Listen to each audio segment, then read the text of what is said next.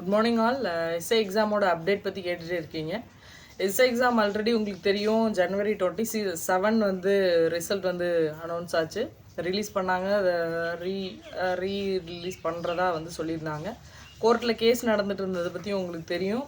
Almost last February 26 அன்னைக்கு நடந்த ஹியரிங்கில் until 10 டேஸ்க்கு வந்து நீங்கள் வந்து ரிசல்ட்டை வந்து ரிலீஸ் பண்ணக்கூடாது. இந்த மாதிரி தமிழில் 10 கொஷின்ஸ் வந்து கேட்கல, ப்ளூ பிரிண்ட் படி நீ எக்ஸாம் நடத்தலை அப்படிங்கிற மாதிரி வந்து கோர்ட்டில் வந்து மதுரை ஹைகோர்ட்டில் வந்து கேஸ் நடந்தது உங்களுக்கு தெரியும்.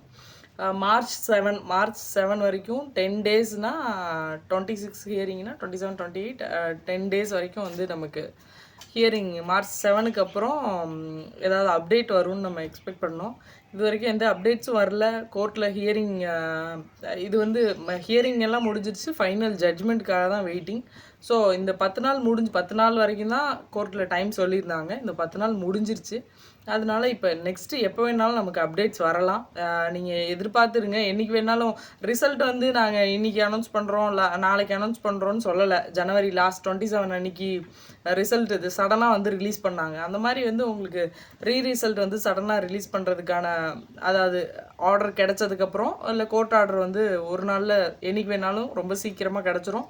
அடுத்த ஒரு 2-3 டேஸ்லேயோ இல்லை 1 வீக்குள்ளேயோ நமக்கு வந்து ரிசல்ட்ஸ் வந்து அனௌன்ஸ் பண்ணிடுவாங்க. அதனால் ரிசல்ட்ஸ் எப்போ வரும், இது பெரிய ப்ராசஸாக இருக்குது, இது ரொம்ப லேட் ஆகும் அப்படின்னு நினைக்க வேணாம்.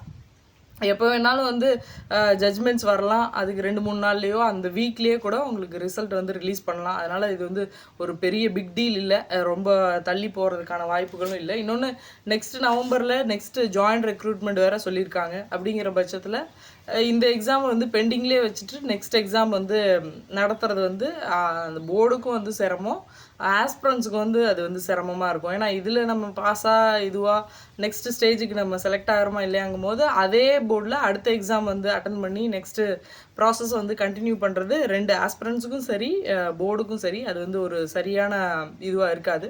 அதனால் வந்து நவம்பருக்கு பிஃபோராகவே நீங்கள் இந்த 25ல் எழுதின எக்ஸாமோட எல்லா process and physical interview medical எல்லாமே முடித்து ரெடியாக நீங்கள் இந்த கேண்டிடேட்ஸ் ரெடியாக இருக்கிற பட்சத்தில் தான் நவம்பரில் வந்து நெக்ஸ்ட்டு எக்ஸாம்ஸ் வந்து நடத்துவாங்க.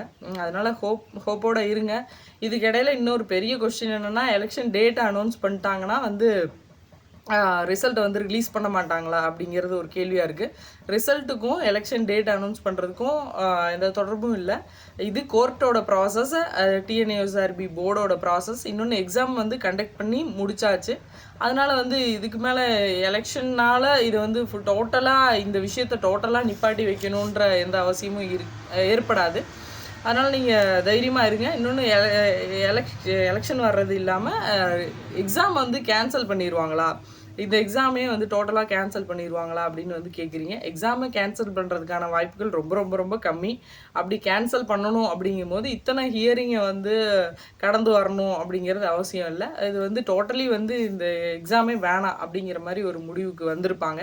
இவ்வளோ தூரம் இதை கொண்டு வந்திருக்காங்கன்னா அடுத்த ப்ராசஸ் என்ன, இதை ரெக்டிஃபை பண்ணி எப்படி இதை ஃபார்வேர்டாக கொண்டு போகலான்னு தான் நினப்பாங்க.